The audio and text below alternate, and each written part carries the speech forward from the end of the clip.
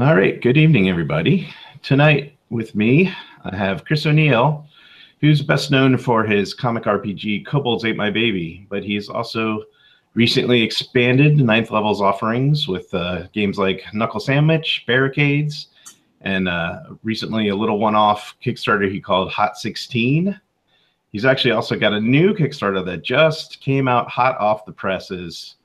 Was it Middle School Tragedies? Tragedies of Middle School. Yeah. Yeah, it literally launched, what time is it? 9 o'clock. It launched 6 hours ago. So let's get right into that then. Let's talk about Tragedies of Middle School. I see it's kind of a collection of like sort of mini games, storyteller games. Yeah, so it's an anthology. One of the things that we've made a lot of games. One of the weird things about hanging out with a lot of game designers is everybody makes games and you can't actually publish all of them. So people end up having little tiny games that they felt were cool or they worked on a little bit. And we found that we had a couple that all had a similar vibe, which was taking some element from middle school, or from grade school, and combining it with a horror trope.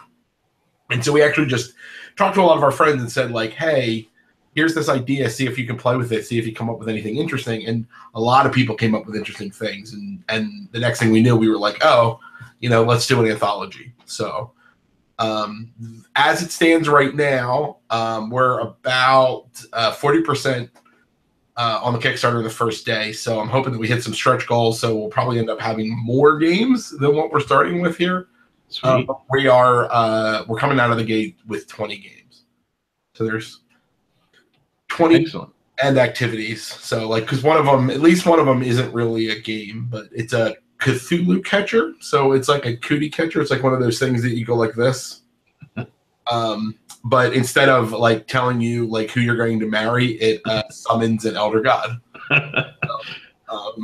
Depending upon which way the paper folds, That's correct. If once you you go left, right, and then some non-Euclidean turn, and you summon Nyarlathotep or Cthulhu. So yeah, are you going to need special n-dimensional paper to build this game?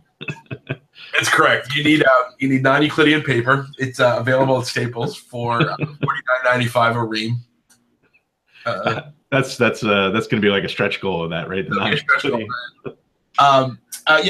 the Tragedies has a number of games by a diverse group of designers, and we're really kind of excited. So some of them are by the traditional ninth level team, and a lot of them are by other designers. So we have a couple of LARPs.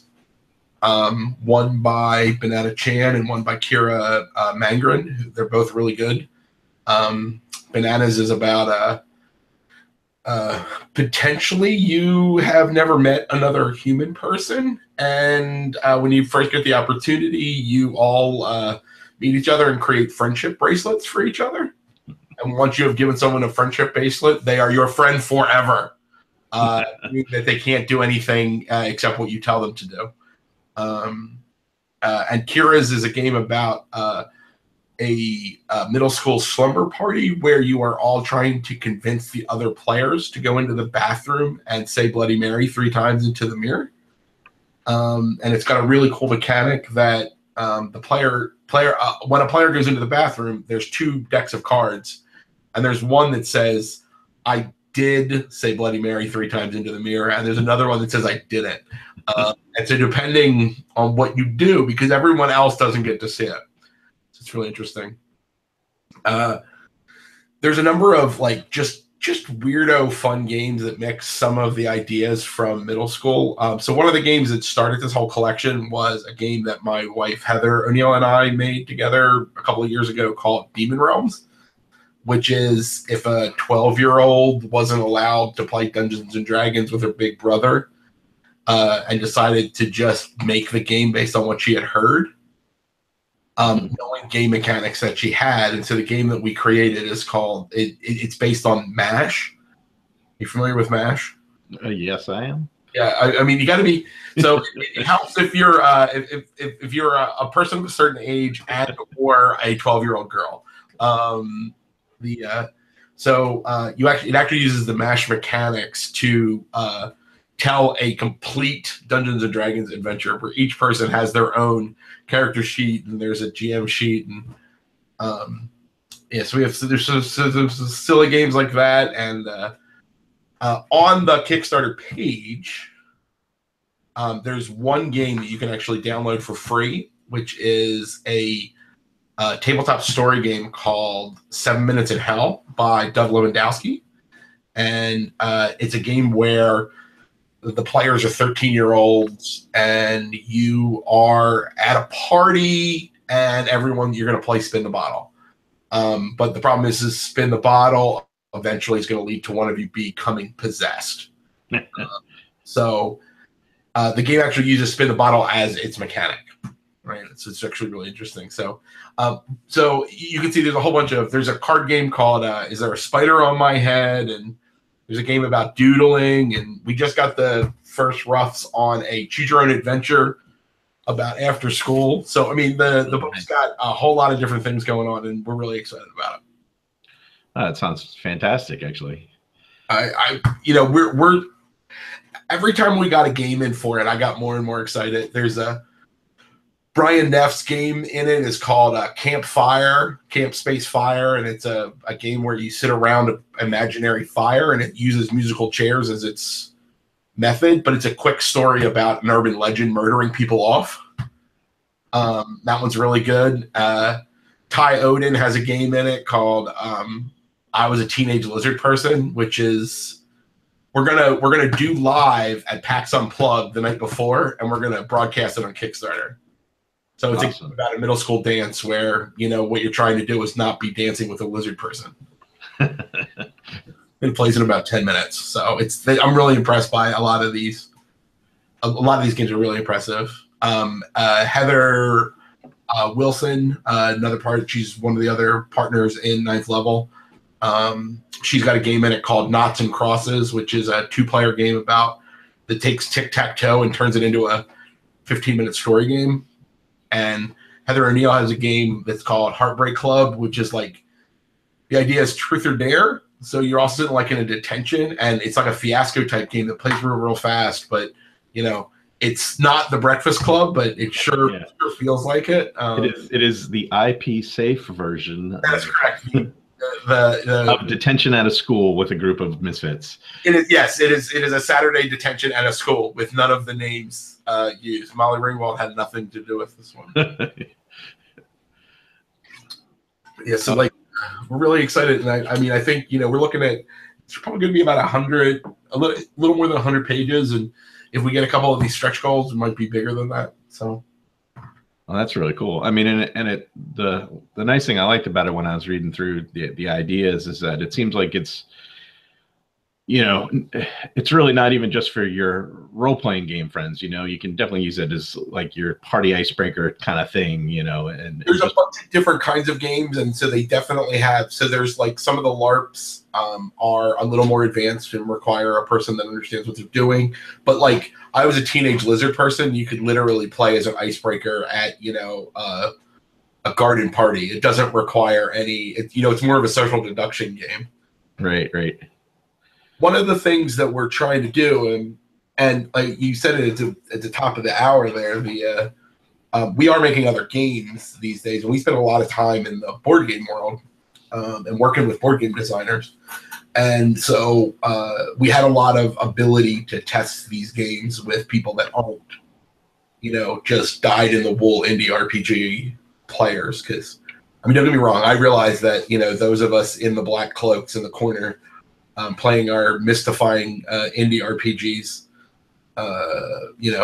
they have special powers and it's weird, but games are definitely consumable by everybody. So. Yeah, well, and there's something to be said, and we talked about this, like you said, we also talked about this pre-interview that, one of the questions I was asking to you is do you see Ninth Level as an RPG game, as an RPG design company or a board gaming company because you have the card games, Knuckle Sammich and Bearicades, and Schrödinger's Cats, which is our most successful card game. So yeah. The so I think of ninth level games as a gaming company, and I think of myself as a role playing designer. I've done some card game designs, but where my passion is in role playing. And I'm working on a lot of role playing games, and we have some things. But as a company, as a group, there's 4 of us. It's me, Dan, Heather, and Heather. As a group, we are focused on making cool things, right? And so we're totally willing to let the creative process take its places. And since we're not just creators, we're also a publisher. That doesn't necessarily have to limit us, right? So yeah, absolutely. Hot 16 is like a weirdo art game, and we expect to do some more things like that. We have fingers crossed, next year we're going to do a big board game called Meeple Party, which is this super fun game that Heather and Neil created. That's about a house party full of meeples, and the meeples move around, and it's a high strategy cooperative game. Mm-hmm. So it's still got that patented 9th level, hey, this is funny. Everything we do has kind of a dangerously cute vibe to it. Yeah. That's kind of what we're doing. So as long as we're inside that space, I think that you're going to continue to see us make some different things. So every time I look at a game, I'm like, can I make cute animals do that? Yeah. Let's take the mechanics of 7 Wonders and see if we can add. Can it be about squirrels versus pigeons in a city park? Exactly. And it's a deck builder, and it's area control, and it's little furry creatures. Yeah. Well, I wouldn't put it past us. We have a big wall list. In fact, let me see. I'll move my computer for a second. So you see, there's the first board. That's the current Kickstarter, but the big wall board. Hopefully we're not giving too much away. Yeah. It's filled with all of the activities and things that we're doing, but we maintain a big list of projects, and a lot of them are just because we're just going to keep running things through their cycles. And when something is done and ready, then we say, all right, it's time to go. Let's push it. And, so right now it was Tragedies, and hopefully, there'll be a bunch more, things next year. We've been moving at a pretty fair clip these last 3 years. So. Yeah. You have something going on. Seems like every quarter or a couple quarters. Yeah, at least so. I mean, this year, technically, we will have done 3 games this year, 3 complete games. So that's, I'll take that for a couple of people that don't do this full time. So I'm getting a little bit of a feedback.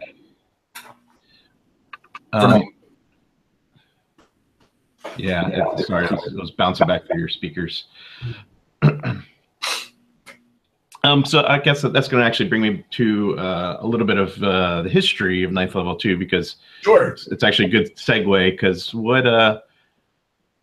at what point did you, in sort of your gaming fun life, decide, I want to write something, and this is what I want to do as a gig, and get into that, and obviously it's not a full-time gig, because it seems like no game designer can truly make money full-time living unless you're working at WotC.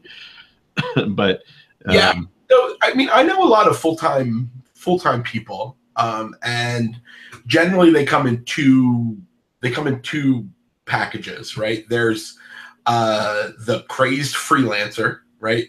So they're the person like Ken Height or something that just they just work all the time, right? Like they just produce.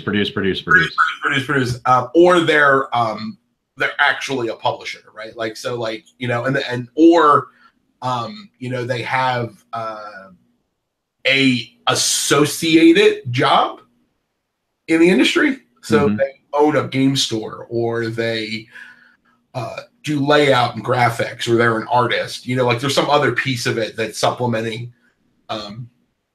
Because to be a designer full time is a lot of work. But I mean, so ninth level is weird in the fact that we never really went away, and we've been around since the 90s, and we never became like a real big company. But again, we never had any real failures. So to your original question, Marty, you were saying like, when were we like, oh, we're going to do this, we're going to make ninth level, and really, the company started as me and Dan Landis, and we became friends the first day of high school. Like when I was talking to some other kid at the lunch table and was like, oh, well, I'll lend you all of my Dragonlance novels if you're interested in Dragonlance. Dan was at the other end. He was like, yo, you guys talking about Dungeons & Dragons? And it was like, yeah. And he was like, you want to play sometime? We were like, yeah, how about Saturday? And that was almost 30 years ago. Wow. It's almost 30 years ago. That was 1988. Anyway. But Dan and I always made games. So even when we were just, a couple of dudes, playing games, we were always making and designing. We very quickly moved from second edition Dungeons and Dragons to Palladium and Rifts. That was a big part of it, and Marvel superheroes. And then it was like, hey, we're going to make our own fantasy game. And the traditional story of your fantasy heartbreaker was Dan and I took, our multiple years of life game to Origins, and we ran 1 million demos of it and gave people free copies of the Ash Can before there was a word for that. And people were really excited. They were like, this game is really cool. And then they were like, oh, there's a big announcement from Wizards of the Coast. And Wizards of the Coast was like, we bought TSR. We're going to make 3rd edition Dungeons and Dragons. Like, our lives are over. Oh, man. And literally sitting at the bar drinking our sorrows away that night, we came up with Kobolds as a joke and wrote it on the ride home. So, and then someone bought it. We shipped it with a friend of ours to Gen Con, and we shipped 300 copies. And then he called us the last day of Gen Con and was like, hey, just want to let you guys know I sold all 300 copies. And we were like, what? He's like, well, I sold like 45 copies during the show. And then Estevium Games was like, we'll take all the rest. We're like, oh, okay. I guess we're a company now. And that was the big show. Yeah, it was 20 years ago. With the advent of Kickstarter, so we had done a bunch of things, and we did for a while, John Kovalik, Dorkstorm, was actually publishing us. And then we got out of that, and then with the advent of the modern crowdfunding space, we came back from the business world and we're like, well, we'll give this a try. And when we did, Heather and Heather basically really joined as full partners. And then we did Schrödinger's Cats, and that was real successful. So now the 4 of us are really focused on this. And me, Heather, and Heather spend a lot of time. We go to the conventions, and we're doing a lot of the front work. Dan does more of the background business stuff, as he's raising a family and the rest of us aren't. So Great. Yeah.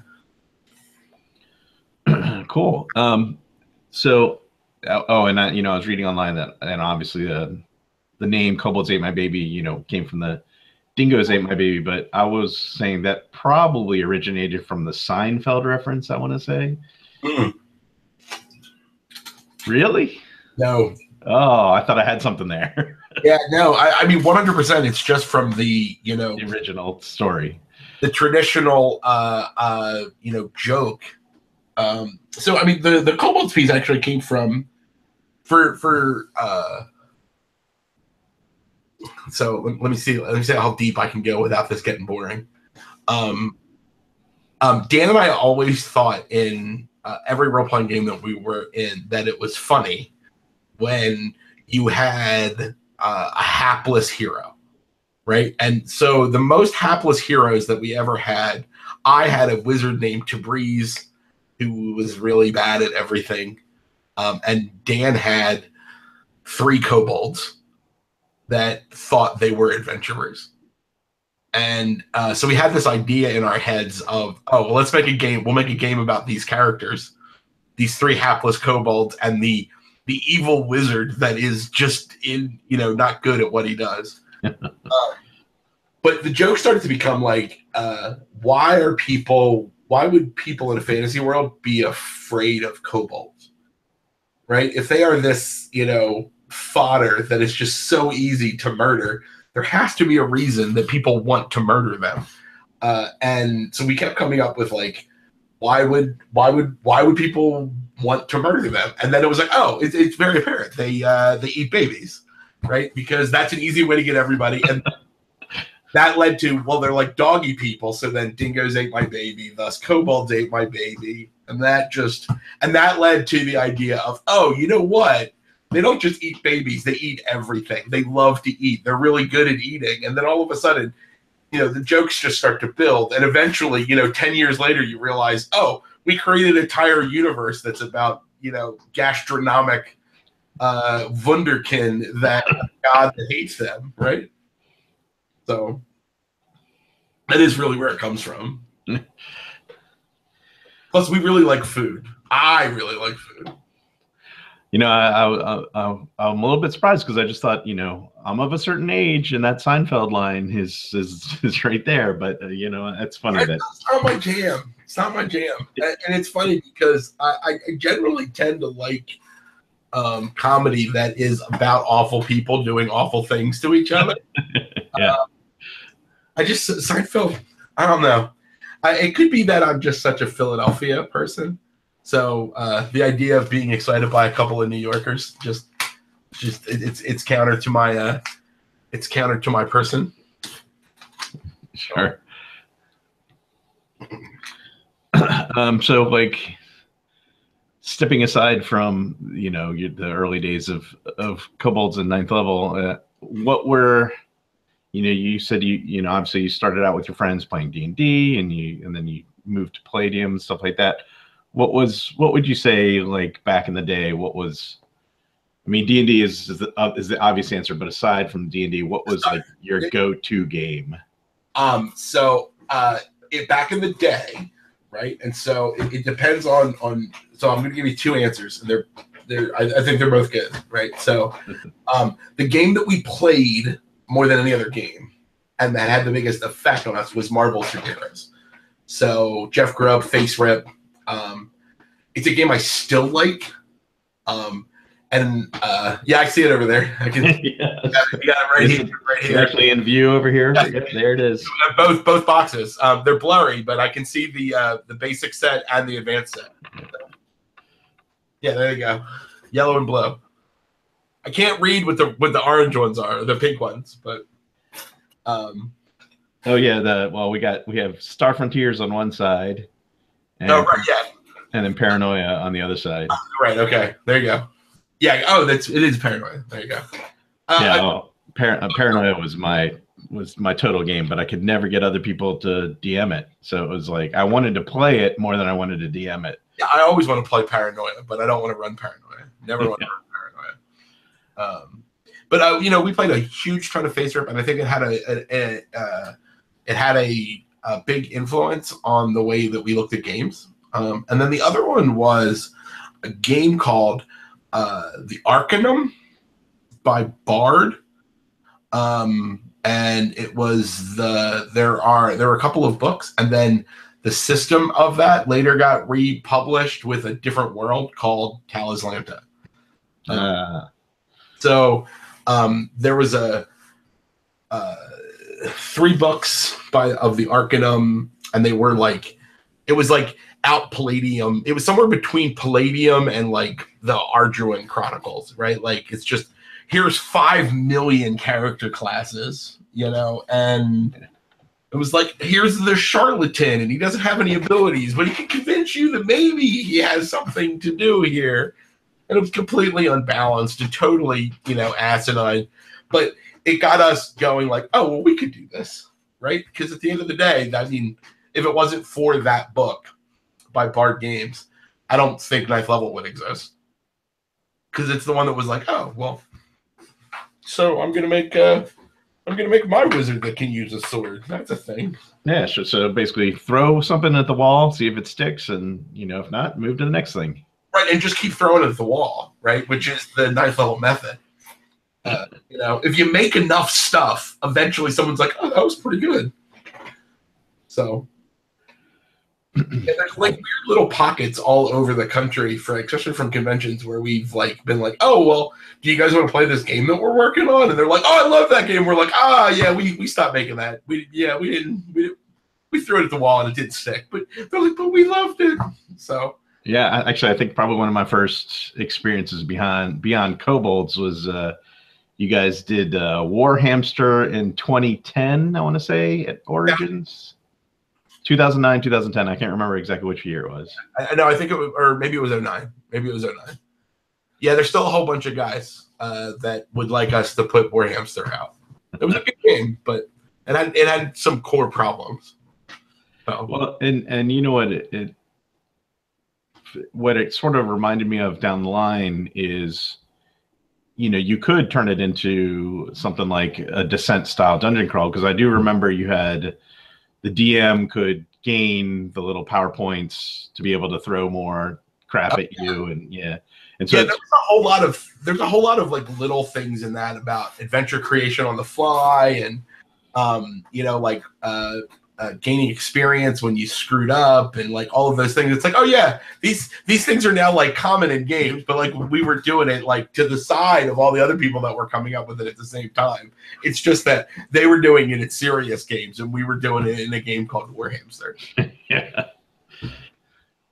In a tournament that we ran where we gave away a chair, so. Yeah, and getting back to the convention stuff, of course, you mentioned it earlier. PAX Unplugged is right there in your hometown there. Where are you at, Marty? I'm actually in Maryland, so I'm not too far away, but I cannot make it this year. I was a little bit disappointed that I'm not going to be able to do it, but just family obligations and other things are going to keep me away from PAX this year. But I definitely have it circled on the calendar, the whole month going forward for the next 5 years. Yeah, so we, fingers crossed, PAX Unplugged is going to become the shining jewel of like the indie game scene, right? That's what we're hoping for. We've been going to Origins as our home, quote unquote, con for a very long time, even though it's 9 hours away. Yeah. Because we've built up a nice following and we have a lot of good friends there, and we can pretty much run anything and someone will show up. Which is an example. We ran a game this year. One of the games that's in Tragedies called "Did you hear about the kid who died here?" And 16 people showed up with having no information other than a title, and that Ninth Level was running it. People were like, "Oh, well, you guys are running it, so I assumed it would be a good time." Seems a little dark for you guys, but it does involve killing children, which seems to be a thing you like. But PAX Unplugged, we got a big booth. We're going to run a bunch of events. Our Kickstarter actually runs till the week after PAX, very specifically. We're going to try. PAX is a little weird in the way that they run events. Have you ever been to another PAX? No, I haven't. And that was kind of going to be one of the interesting things about going to this one, is that while it's a PAX, it's also completely devoid of sort of the other distractions that PAX has going on, because it doesn't have any of the video game. Yeah, but it has some of the other like kind of components. So we didn't want to go too insane with our scheduling of events, but because PAX doesn't actually schedule events, they schedule like tournaments and things. Everything else is kind of like up to you. So we don't really know what it's going to look like or it's going to feel like. Gotcha. So they're not doing Origins or Gen Con style ticketing of slots and whatnot. Ticketing and slots. It's like go and find, and there's a free gaming area and there's a tournament area and stuff. The good thing is we got ourselves a booth that's big enough so we can run demos. So if people are coming to PAX Unplugged, they can just come to our booth and demo all of our games. And then we're gonna set up like Tragedies events throughout, and we're just gonna do them. Like I said, like we're actually throwing a party the night before, and at a bar that has a dance floor, and we're gonna run. I was a teenage lizard person, which is at a middle school dance, and we're gonna do some other things like that. So, well, see, now I'm really, really bummed. Because I would probably just sit at your booth the whole weekend and just hang out and try all the stuff. Yeah, and one of the reasons we got a large booth is because we're like, well, one, we're in Philly, so we don't have to spend any money to ship anything, and we can actually spend the time. We can set up a booth. We can do those things. So let's make it big, because we just have a feeling that a lot of people might be just at our booth all weekend. We're really excited. PAX Unplugged, I'm really excited for it. Like you said, you just like putting it on your calendar for the next 5 years. I think it's going to be a week earlier the rest of the time. So this year is like the week before Thanksgiving, and it should really be like the second week in November. Yeah, that makes sense. Yeah. It's because it just, right now it's actually coinciding the same weekend as BGG Con. Right. That's in, they do that in Texas, I want to say. Texas, yeah, it's in like Dallas or Fort Worth or one of those cities in that gigantic state. So like moving forward, they don't want to actually compete on the same weekend as that. So, but we know it's going to be in Philly for at least 3 years. So Philly has not had the best track record with holding on to conventions. But Reed Pop is a serious company that knows what they're doing. So fingers crossed. Philly is a great town, and I'm excited for armies and legions of nerds to come and experience our wonderful town that's great to eat in, and it's great to drink in, and it's great to hang out in, and it's great to culture in. And it's better to park in than say New York or DC. It's still worse to park in than most other places. Yeah. It's not, it's better to park in and drive in than Boston or Chicago. Yeah, but any urban area, you're going to have some sort of issues. I'm just excited that there's something in the Mid-Atlantic again. It's like since Origins left Baltimore, they used to have the Origins East or whatever. Well, it's funny. That was when Origins used to move, right? Yeah, they would move around. It was the last time it moved, it was in Philadelphia, and it was in 1994, 1995, 95. I think it was 95, because I was there, and it was like, this is great. And then it was like, oh yeah, we're moving to Columbus, Ohio. And it was like, that's real far away. It's never moved out of Columbus since. But don't get me wrong, I love Columbus. I mean, my favorite reason to go to Origins, aside from the people, is Columbus. So yeah, it's a nice little town for the convention, for what it is. It's just a great town. Yeah. So PAX Unplugged, though, I'm just, fingers crossed this is the new. I have heard some companies saying that they think it'll be bigger than Origins right out of the gate. That wouldn't really surprise me. And I mean, if you look at something like PAX Boston has like 60-ish, I want to say. I don't remember the exact number. And so if they can just pull in a quarter of those people. Yeah. And just with the name recognition of Penny Arcade, and especially with the way those guys have been involved with Wizards for the last few years, with all the PAX live stream games and everything else, I would assume that they could easily get 15.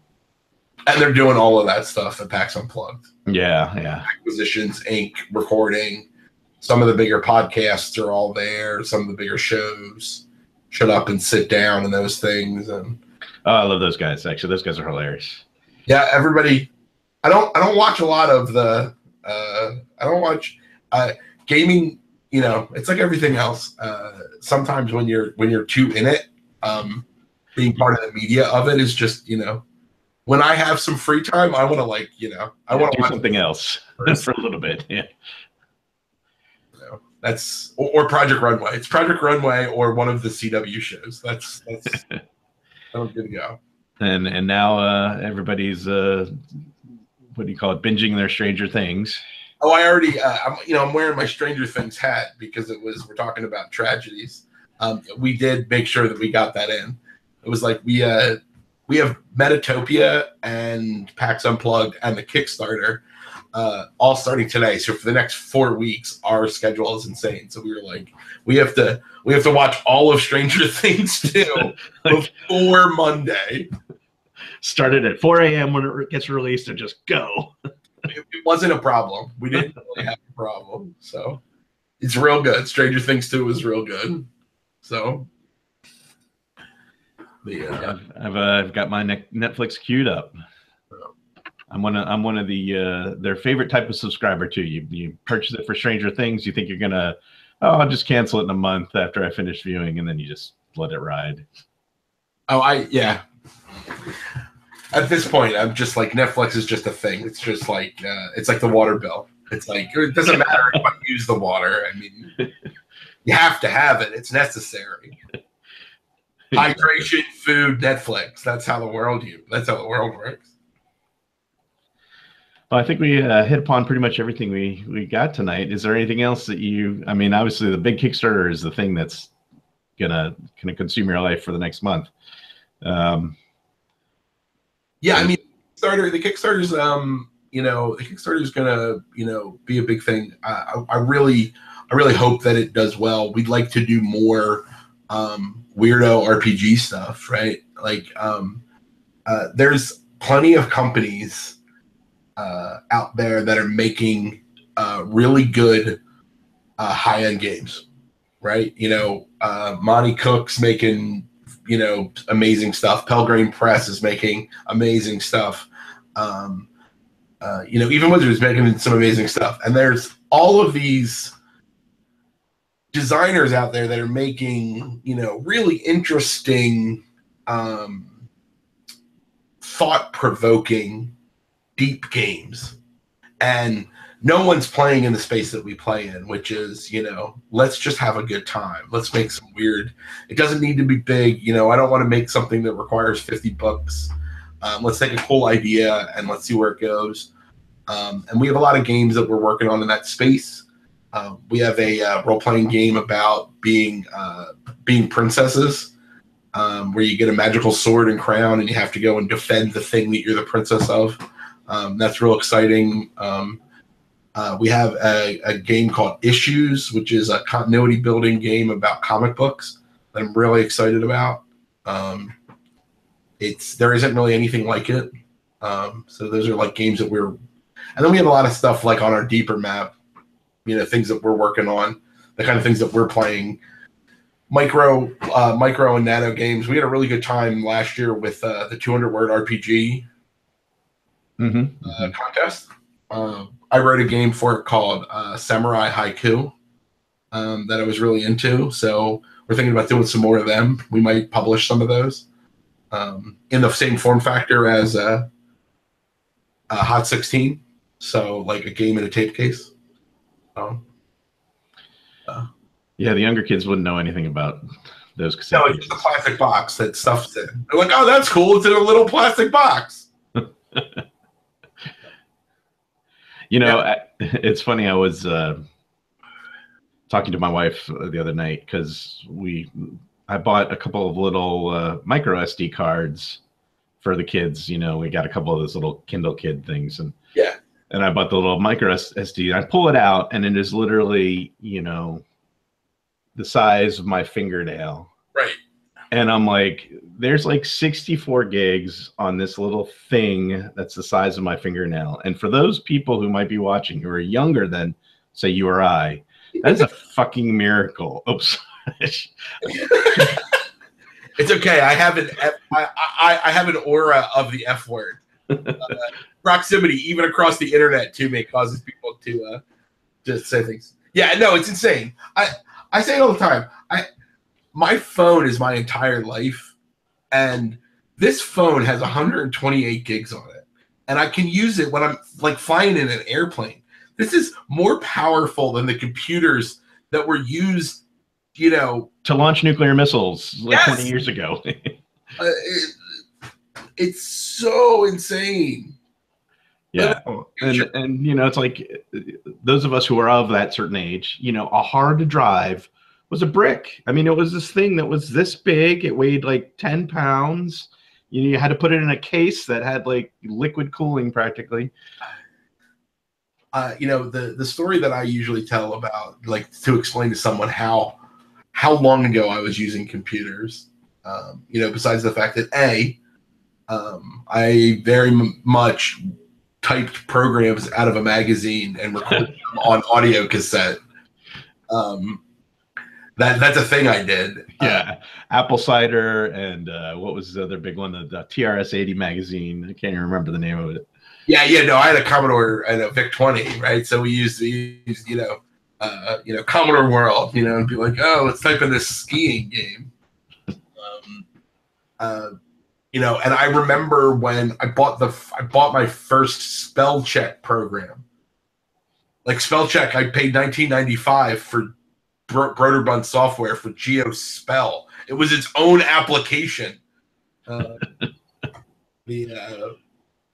But as a, you know, since we're signing off here, let me I'll finish with this story and talking about the ages of things. So this summer at Origins, one of Ninth Level's designers, he's a designer on Tragedies, is a guy named Brian Neff, and he is younger than we are. And you know, occasionally he says things, and I'm like, oh, Brian, that made me feel so old. So he's running one of his games that Ninth Level publishes, which is called Food Truck Destruction Derby, which is a storytelling game about crashing food trucks into each other. And there was a young, you know, kid, like a 10-year-old kid or something at the table. And at one point he's like, well, how strong am I? And Brian said, oh, you're pretty strong. You could probably rip a phone book in half. And the kid said, or the yellow pages in half. And the kid said, what are the yellow pages? And Brian's face exploded. And I was like, see, that's how I feel when you talk. So. Well, hey, here it is. I've got your next hot game. Do you recall the Monty Python sketch, Four Yorkshiremen? Yeah. Yeah, and they're talking about how they always had it hard as a kid. That could be like the next thing. Like you have to tell like your entertainment and electronic hardships from when you were a child. We had 8-track cassettes. The total Ninth Level game. I'm actually working on a racing game right now, and one of the card types is 8-track because it's nominally set in 1977. So the idea is like, you know, you have these like bruiser cars, and you know, for boost you plug 8 tracks in. Click in the middle of the song. Click, click, click. Yep. So. Well, thank you for talking to me tonight, Chris. It's been fun. Anytime, Marty. This was super fun. All right. So for those of you still watching, I'm Marty, otherwise known as Raging Owlbear on social media. And that was Chris O'Neill, co-founder of Ninth Level Games. And look for his Kickstarter, which is, again, called The Tragedies of Middle School. A set of story games and other activities and fun little short things that'd be great for parties or great for just your RPG group, doing something a little different from your campaign one night. Somebody doesn't make it one night, pull out one of these games and play. Yeah. So. All right. Thanks so much for talking to me tonight. And I'm Marty. We're out of here.